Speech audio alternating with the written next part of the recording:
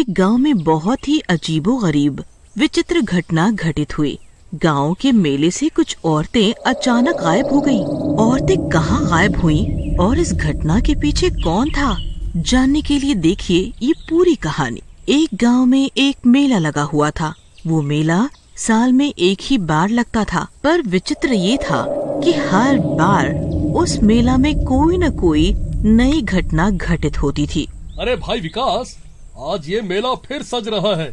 इतने बड़े बड़े झूले, जोकर, नाटक और बाकी मनोरंजन के लिए बच्चे और औरतें तो जाने की जिद करेंगे ही, पर इन्हें कैसे समझाएं कि वहाँ कुछ अनहोनी होगी तो कौन जिम्मेदार होगा?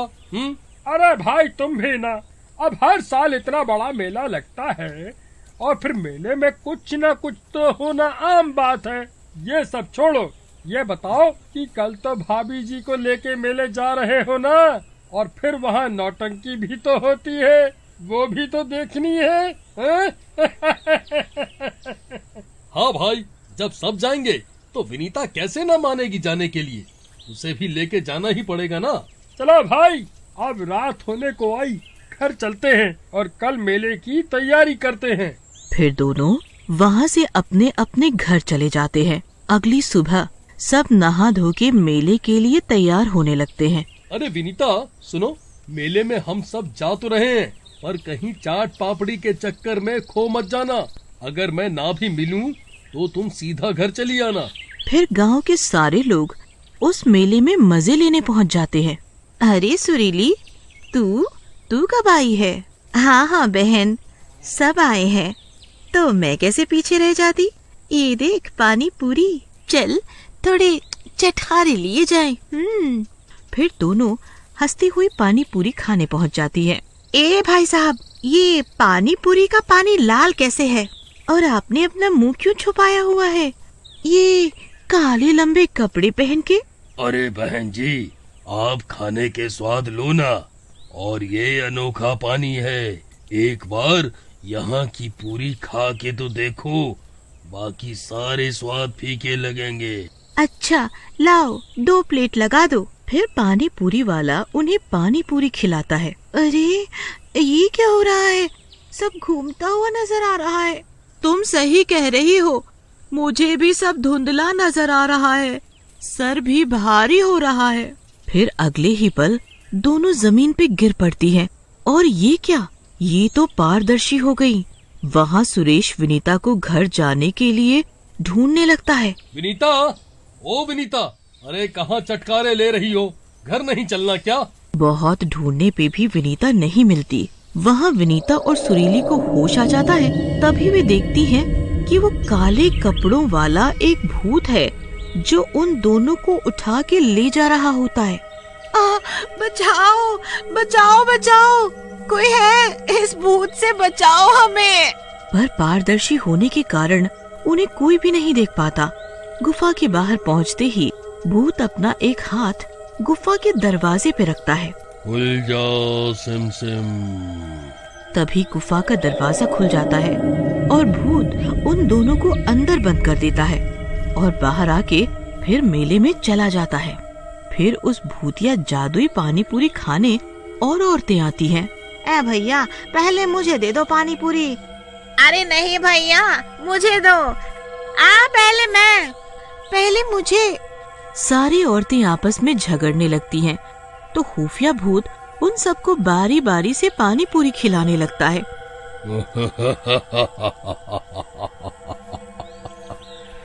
अब आएगा मजा। बहुत जल्दी थी ना चाट खाने की, खाओ सबके सब। मेरे जादुई पानी पूरी चाट से कोई नहीं बच पाएगा। तभी चाट खाते ही एक के बाद एक औरतें बेहोश होने लगती हैं और पारदर्शी बन जाती हैं। जब उन्हें होश आता है तो भूत उन्हें अपने साथ ले जाने लगता है। वे सबको आवाज लगाती हैं। अरे बचाओ हमें कोई, ये भूत हमें ले जा रहा है, कोई बचाओ। पर पारदर्शी होने के कारण कोई उन्हें न देख पाता न सुन पाता है।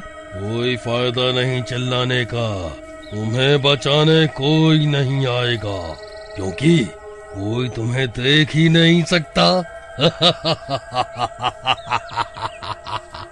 इसी तरह मेले में आई सारी औरतें गायब हो जाती हैं और भूत उन सबको उस खुफिया गुफा में लेकर बंद कर देता है।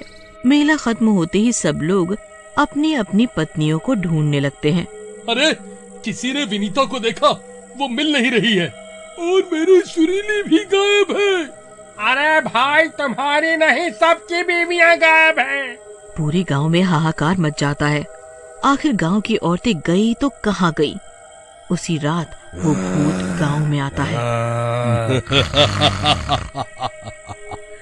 क्यों गांव वालों, परेशान हो क्या? अरे ये किसकी आवाज है? सब उस आवाज की दिशा में पहुंच जाते हैं, पर जैसे ही वहां भूत को देखते हैं सब के सब भाग खड़े होते हैं। अरे बचाओ रे, ये भूत कहाँ आएगा यहाँ से? कोई बचाओ, अरे भागो, ये भूत खा जाएगा हम सबको। मैं तो तुम्हें बताने आया था कि तुम सबकी बीवियां मेरे पास कैद हैं, पर तुम लोग तो इतने डरपोक हो, तुम क्या बचाओगे अपनी बीवियों को? भूत की बात सुन के सभी गांव वाले रुक जाते हैं। तो गांव की औरतें तुमने अगवा की है? हाँ, मैंने की है, और बहुत जल्द मैं उन सबको मार दूंगा और अपना बदला लूंगा। पर तूने हमारी औरतों को क्यों कैद किया और कैसा बदला? कैसा बदला? इतने जल्दी भूल गए तुम लोग? याद करो, इस गांव में कुछ साल पहले मेरी बीवी घर में आग लगने की वजह से जल रही थी। मेरी बीवी ने सबको कितनी आवाजें लगाई, पर किसी ने भी उसकी मदद नहीं की, और वो वहीं तड़प तड़प के मर गई। मैं उस दिन जब घर वापस आया तो मैंने बीवी की जली हुई लाश से वादा किया कि मैं उसकी जान का बदला तुम गांव वालों से जरूर लूंगा, और मैंने भी आत्महत्या कर ली। पर अब मेरा बदला पूरा होगा। पर हमें नहीं पता था कि तुम्हारी बीवी घर में आग में जल रही थी। हम सब तो मेला में आए हुए थे। अगर हम गांव में होते तो आग को जरूर बुझाते। वो सब मुझे नहीं पता, मैं अपना बदला पूरा करूंगा ही। अब तुम लोग भी बिना बीवियों के रहोगे और तड़पोगे। कह के भूत गुस्से में उस गुफा में लौटने लगता है। गांव वालों, यही मौका है, चलो इस भूत के पीछे पीछे चलते हैं, ये जरूर उसी गुफा में जाएगा अब। हाँ भाई, तुम सही कहते हो। हम पतियों का कर्तव्य है अपनी पत्नियों की रक्षा करना। चलो भाइयों, डट के सामना करेंगे इस भूत का। फिर गांव वाले भी हाथ में मशाल लेके उस भूत के पीछे पीछे चलने लगते हैं और उस खुफिया भूत तक पहुंच जाते हैं। उलझा सिम सिम। जैसे ही गुफा का दरवाजा खुलता है, गांव की औरतें गांव वालों को देख लेती हैं और मौका पाते ही गुफा के बाहर निकल आती हैं। ऐ औरतों, तुम्हारी इतनी हिम्मत कि तुम मुझसे चालाकी करोगी? गांव वाले हैरान होके यहाँ वहाँ देखने लगते हैं कि औरतें कहाँ हैं, पर औरतों को सारे गांव वाले नजर आ रहे थे। औरतें उनके हाथों से मशाल छीनती हैं। ए भूत, तू क्या हमें इतना कमजोर समझता है कि हम अपनी रक्षा तुझसे नहीं कर पाएंगी? आज हम तुझे आग के हवाले करेंगे। फिर तभी औरतें उन मशालों को भूत के ऊपर फेंक देती हैं। नहीं नहीं, मैं नहीं मर सकता, मुझे बदला लेना है। ए भूत, भगवान भी जानता है कि तू बिना मतलब हमें तकलीफ दे रहा था, इसीलिए तेरे साथ ऐसा हुआ। तेरी बीवी के साथ जो हुआ वो सिर्फ एक हादसा था। फिर भूत चीखता हुआ आग में जलकर मर जाता है और भूत के मरते ही उसका जादू भी औरतों के ऊपर से हट जाता है। हमें तुम औरतों पे गर्व है। तुमने इस भूत के आगे भी हार नहीं मानी और डट के सामना किया।